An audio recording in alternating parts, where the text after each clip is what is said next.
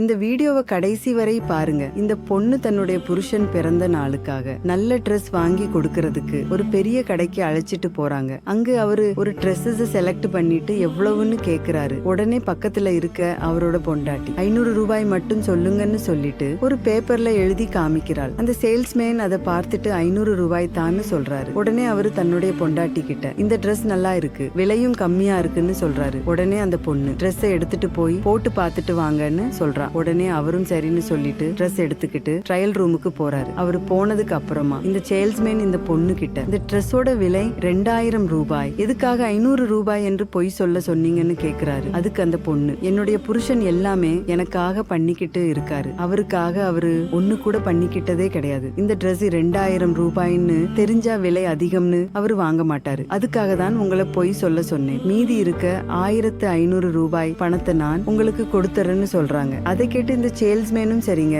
மேடம்னு சொல்றாரு. அதுக்கப்புறம் இந்த பொண்ணுடைய புருஷன் ட்ரையல் பார்த்துட்டு வந்ததுக்கு அப்புறமா அந்த ட்ரெஸ் வாங்கிட்டு அங்க இருந்து சந்தோஷமா கிளம்பி போறாங்க. இந்த பொண்ணு தன்னோட கணவன் மேல வச்சிருக்க அளவு கடந்த அன்பும் அண்டர்ஸ்டாண்டிங்கும். உங்களுக்கு பிடிச்சிருந்தா இந்த வீடியோவுக்கு ஒரு லைக் போட்டு கமெண்ட்ல சூப்பர்னு கமெண்ட் பண்ணுங்க.